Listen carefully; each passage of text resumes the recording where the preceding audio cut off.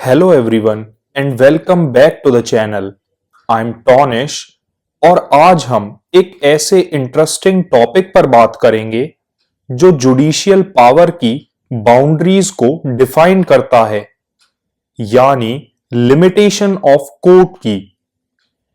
क्या आपने कभी ये सोचा है कि कोर्ट की पावर्स की कुछ बाउंड्रीज होती हैं? कोर्ट के पास लॉ को इंटरप्रिटेट करने की सिग्निफिकेंट पावर है, लेकिन उसके साथ कुछ जरूरी लिमिटेशंस भी हैं जो इंश्योर करती हैं कि वो अपने रोल को ओवरस्टेप ना करें।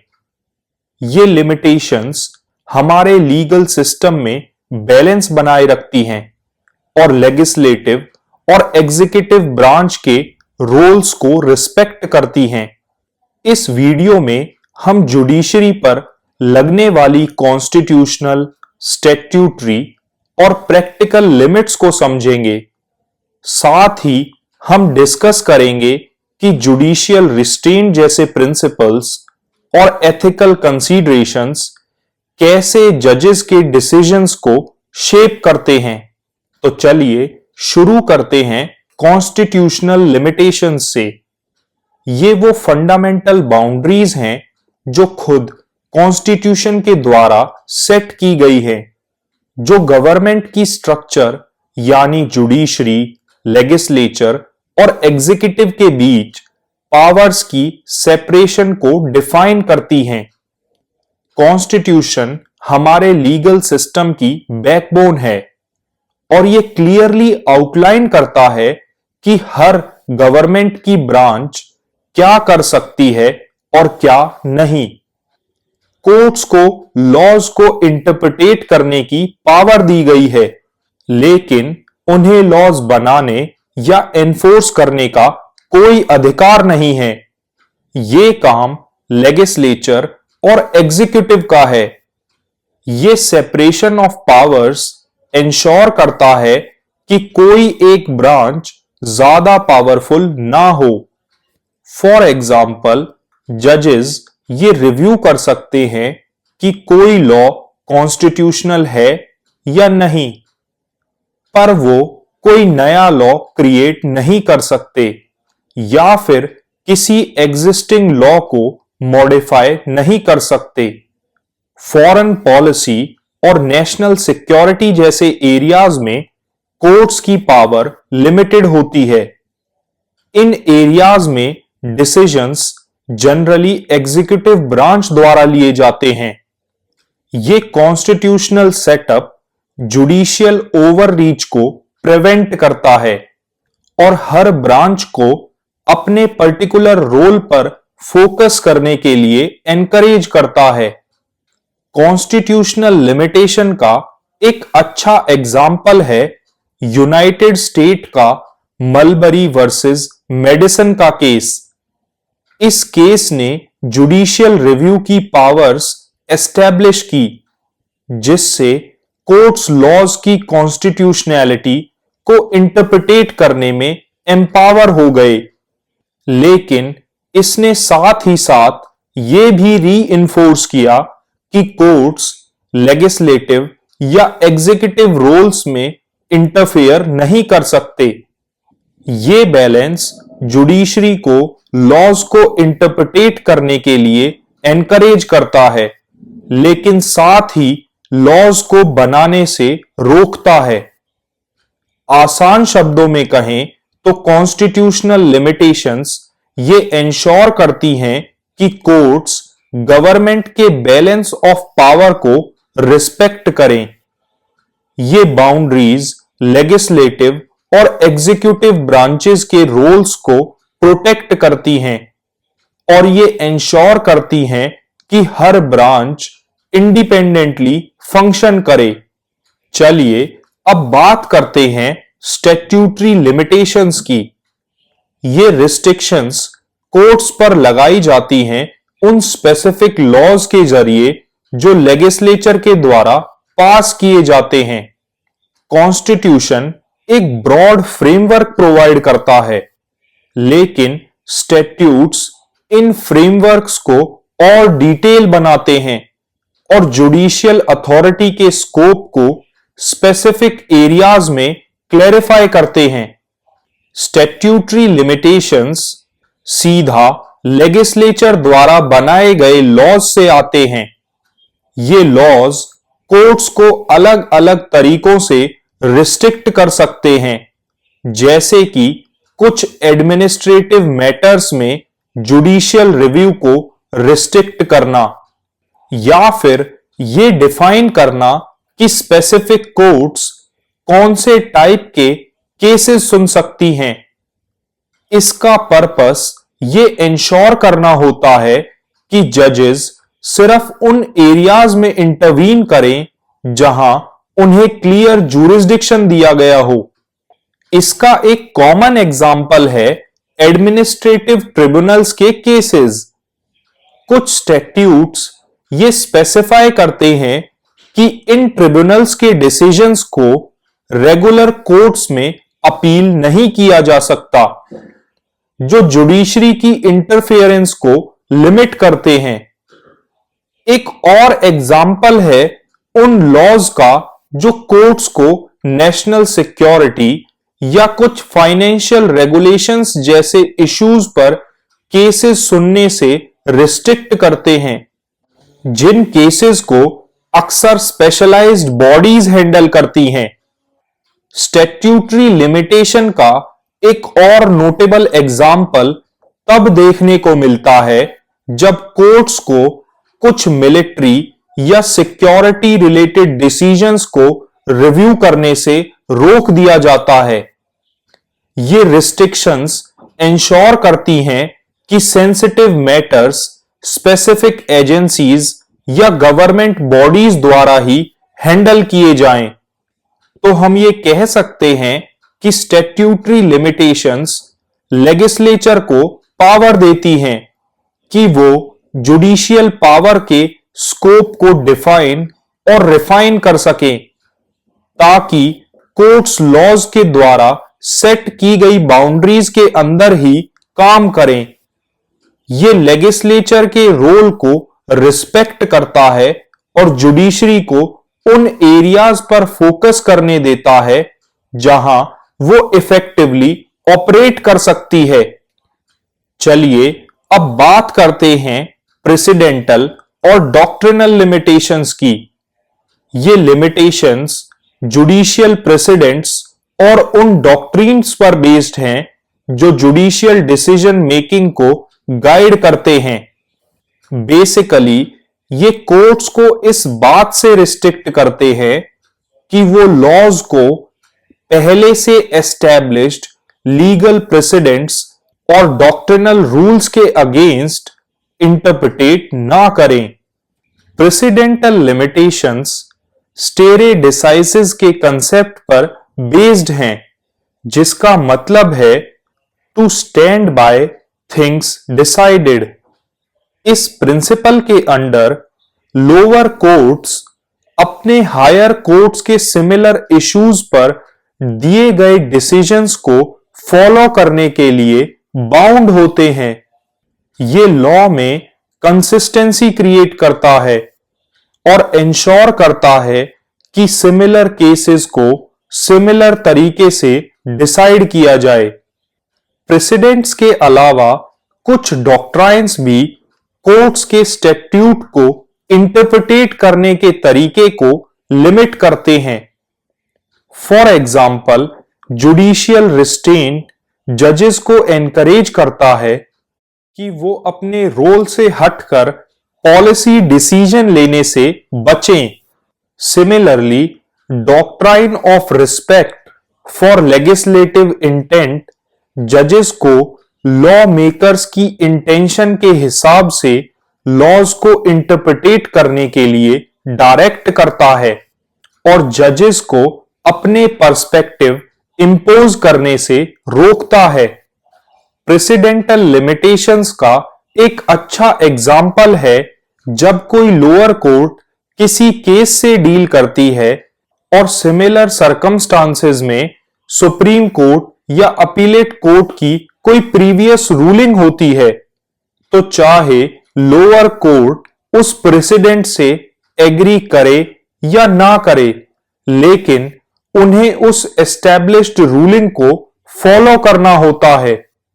ये कंसिस्टेंसी को अपहोल्ड करता है और हायर कोर्ट्स के लीगल स्टैंडर्ड्स सेट करने वाली अथॉरिटी को रीइंफोर्स करता है। तो आसान शब्दों में ये कह सकते हैं कि प्रेसिडेंटल और डॉक्ट्रिनल लिमिटेशंस इंश्योर करती हैं कि कोर्ट्स एस्टैब्लिश्ड लीगल स्टैंडर्ड्स को फॉलो करें और अपनी जुडिशियल हायरार्की की रिस्पेक्ट करें। इन प्रिंसिपल्स से अडेयर करके जजेस लीगल सिस्टम की स्टेबिलिटी को मेंटेन करते हैं और पास्ट रूलिंग्स की इंटीग्रिटी को अपहोल्ड करते हैं। चलिए अब बात करते हैं प्रैक्टिकल लिमिटेशंस की। ये वो रियल वर्ल्ड कंस्ट्रेंट्स हैं जो कोर्ट्स के काम करने के तरीके को लिमिट कर सकते हैं। असल में ये कोई लीगल रिस्ट्रिक्शंस नहीं है, बल्कि टाइम, रिसोर्सेज और केस की कॉम्प्लेक्सिटी से जुड़ी हुई लिमिटेशंस हैं। सबसे बड़ी प्रैक्टिकल लिमिटेशन है रिसोर्स कंस्ट्रेंट्स। कोर्ट्स के पास अक्सर केसेस का एक बड़ा वॉल्यूम होता है, जिसकी वजह से जजेस के पास हर केस को डिटेल में एग्जामिन करने के लिए लिमिटेड टाइम होता है। ये high case loads delays create करते हैं और जजेस के लिए कॉम्प्लेक्स केसेस पर डीप एनालिसिस करना मुश्किल हो जाता है। एक और प्रैक्टिकल चैलेंज है स्पेसिफिक एक्सपर्टीज की कमी। कोर्ट्स को अक्सर टेक्निकल मैटर्स जैसे कि मेडिकल या टेक्नोलॉजिकल इश्यूज पर एक्सपर्ट्स इंसाइट की जरूरत होती है, लेकिन ये एक्सपर्ट्स हमेशा अवेलेबल नहीं होते। ये कोर्ट की एबिलिटी को रिस्ट्रिक्ट कर देता है कि वो हाईली स्पेशलाइज्ड टॉपिक्स पर फुली इंफॉर्म्ड डिसीजन ले सकें। और सिमिलरली अर्जेंट केसेस में जजेस को टाइम कंस्ट्रेंट्स का सामना करना पड़ता है, जहां उन्हें जल्दी डिसीजन लेना पड़ता है। कोर्ट्स चाहती हैं कि एनालिसिस थ्रू आउट हो, पर प्रैक्टिकल लिमिटेशंस की वजह से कुछ रूलिंग्स उतनी कॉम्प्रिहेंसिव नहीं हो पाती, स्पेशली जब केसेस पब्लिक सेफ्टी या राइट्स को इंपैक्ट करते हैं। तो इन शॉर्ट हम ये कह सकते हैं कि प्रैक्टिकल लिमिटेशंस डायरेक्टली कोर्ट्स के ऑपरेशन पर असर डालते हैं। ये चैलेंजेस कोर्ट्स की एफिशिएंसी और उनकी जुडिशियल डिसीजन की डेप्थ को लिमिट कर सकते हैं। साथ ही ये जुडिशियल सपोर्ट और रिसोर्स एलोकेशन की जरूरत को हाईलाइट करते हैं, ताकि कोर्ट्स इफेक्टिवली काम कर सकें। चलिए अब बात करते हैं एथिकल और सोशल लिमिटेशंस की। ये लिमिटेशंस लीगल टेक्स्ट से आगे जाते हैं और जुडिशियल एथिक्स और पब्लिक इंटरेस्ट का जुडिशियल डिसीजन मेकिंग पर इंपैक्ट इंक्लूड करते हैं। जुडिशियल रिस्ट्रेंट एक इंपॉर्टेंट एथिकल प्रिंसिपल है जो जजेस को गाइड करता है कि वो अपने रोल को ओवरस्टेप ना करें। कोर्ट्स अक्सर ऐसे डिसीजन लेने से बचती हैं जो पॉलिसीज के एरिया में इंटरफेयर करें और लेजिस्लेचर और एग्जीक्यूटिव ब्रांच की अथॉरिटी को रिस्पेक्ट करती हैं। ये एथिकल रिस्ट्रेंट ये इंश्योर करता है कि जजेस सिर्फ लॉ को इंटरप्रिटेट करने पे फोकस करें और ना कि पॉलिसीज क्रिएट या उन्हें इन्फ्लुएंस करने पर। कोर्ट्स डिसीजन लेते टाइम पब्लिक इंटरेस्ट का भी ध्यान रखती हैं। अगर किसी रूलिंग से सोसाइटी पर कोई नेगेटिव इंपैक्ट पड़ सकता है या कोई अनइंटेंडेड हार्म हो सकता है, तो ऐसी सिचुएशंस में जजेस अक्सर कॉशन एक्सरसाइज करते हैं। फॉर एग्जाम्पल पब्लिक हेल्थ या एनवायरमेंटल सेफ्टी से जुड़े हुए केसेस।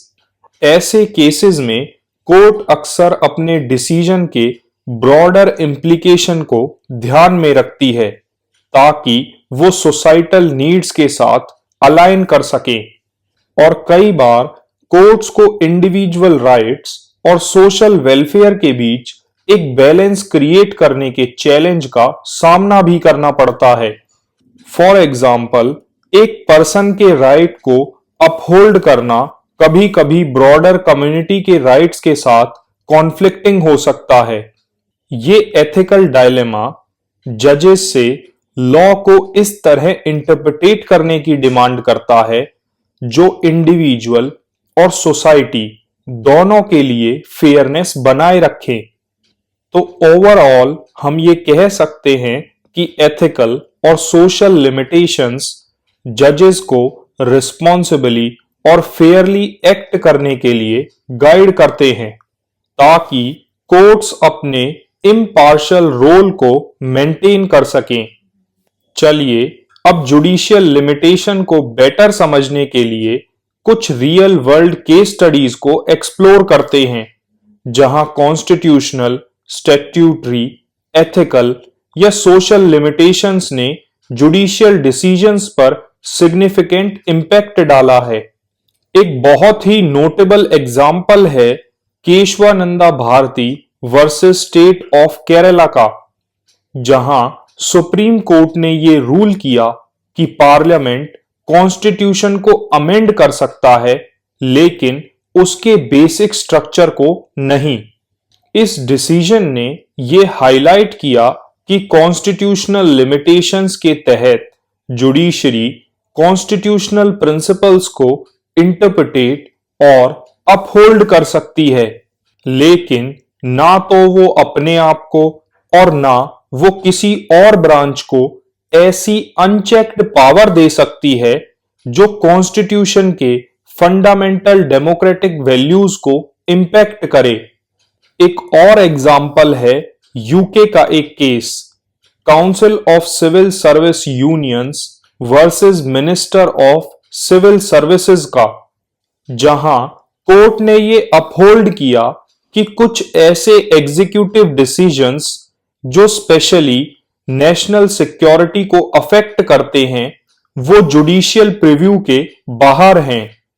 इस केस में स्टैट्यूटरी लिमिटेशंस ने कोर्ट को एग्जीक्यूटिव डिस्क्रिशन में इंटरफेयर करने से रोका और ये अंडरलाइन किया कि स्टेट के कुछ मैटर्स में कोर्ट का रोल रिस्ट्रिक्टेड है। एक और की एग्जाम्पल है यूनाइटेड स्टेट्स का जेकबसन वर्सेस मैसाचुसेट्स का केस, जिसमें सुप्रीम कोर्ट ने स्टेट की अथॉरिटी को अपहोल्ड किया और ये कहा कि वो स्मॉल पॉक्स वैक्सीनेशंस को मैंडेटरी कर सकते हैं। इस केस ने इंडिविजुअल राइट्स और पब्लिक हेल्थ कंसर्न्स के बीच एक बैलेंस क्रिएट किया। ये केस दिखाता है कि कैसे social welfare considerations judicial decision को लिमिट करते हैं और जब जरूरत हो तो कोर्ट्स को कम्युनिटी की सेफ्टी को प्रायोरिटाइज करने के लिए गाइड करते हैं। ये सभी केस लॉज ये दिखाते हैं कि कैसे कॉन्स्टिट्यूशनल, स्टैट्यूटरी और एथिकल लिमिटेशंस कोर्ट्स के डिसीजंस को शेप करते हैं और हमें याद दिलाते हैं कि जुडिशरी की पावर्स की अपनी बाउंड्रीज हैं। तो यहां तक हमने एक्सप्लोर किया है जुडिशरी पर लगने वाली वेरियस लिमिटेशंस को। चलिए अब डिस्कस करते हैं कि ये जुडिशियल लिमिटेशंस एक बैलेंस्ड और फेयर लीगल सिस्टम के लिए क्यों एसेंशियल हैं। ये लिमिटेशंस इंश्योर करते हैं कि कोर्ट्स इम्पार्शियल रहें, डेमोक्रेटिक प्रिंसिपल्स को प्रोटेक्ट करें और गवर्नमेंट की ब्रांचेस की बाउंड्रीज को रिस्पेक्ट करें। Judicial limitations separation of powers को रीइंफोर्स करती है, जो डेमोक्रेसी का एक कॉर्नर स्टोन है। कोर्ट्स अपने डिफाइंड रोल में रहते हुए लेजिस्लेटिव और एग्जीक्यूटिव ब्रांचेस के फंक्शंस में इंटरफेयर करने से बचते हैं। ये सेपरेशन किसी भी एक ब्रांच को एक्सेसिव पावर एक्यूमुलेट करने से रोकता है, जिससे डेमोक्रेटिक प्रोसेस बैलेंस्ड और अकाउंटेबल बना रहता है। ये लिमिटेशंस फेयरनेस और स्टेबिलिटी को भी प्रमोट करते हैं, क्योंकि ये इंश्योर करते हैं कि सिमिलर केसेस को प्रेसिडेंट्स और स्टैट्यूटरी रिस्ट्रिक्शंस को फॉलो करके सिमिलर तरीके से ही ट्रीट किया जाए और कोर्ट्स एक consistent body of law create करें। ये कंसिस्टेंसी पब्लिक ट्रस्ट बिल्ड करने में मदद करती है, क्योंकि लोग जानते हैं कि लीगल डिसीजंस ऑब्जेक्टिव रूल्स पर बेस्ड हैं, ना कि पर्सनल बायस पर। और लास्टली, ये लिमिटेशंस पब्लिक इंटरेस्ट को प्रोटेक्ट करती हैं और ये इंश्योर करती हैं कि कोर्ट्स अपनी रूलिंग्स में सोसाइटल इम्प्लीकेशंस को कंसीडर करें। एथिकल प्रिंसिपल्स और पब्लिक वेलफेयर के प्रिंसिपल्स ये इंश्योर करते हैं कि जजेस ऐसे डिसीजंस लें जो ना सिर्फ इंडिविजुअल के राइट्स बल्कि ब्रॉडर कम्युनिटी की वेलबींग को भी सर्व करें। तो आज के इस डिस्कशन को कंक्लूड करते हुए हम ये कह सकते हैं कि जुडिशियल लिमिटेशंस ये इंश्योर करते हैं कि कोर्ट्स लॉ के द्वारा सेट की गई बाउंड्रीज के अंदर एक्ट करें और जुडिशरी की इंटीग्रिटी को प्रोटेक्ट करते हुए सोसाइटी को रिस्पॉन्सिबली सर्व करें। तो अगर आपको यह वीडियो हेल्पफुल लगा तो इसे लाइक करें, अपने दोस्तों के साथ शेयर करें और चैनल को सब्सक्राइब करें। थैंक यू फॉर वॉचिंग और मिलते हैं हम अपनी नेक्स्ट वीडियो में, जहां हम इंटरप्रिटेशन ऑफ स्टैट्यूट के एक और लीगल कंसेप्ट को एक्सप्लोर करेंगे।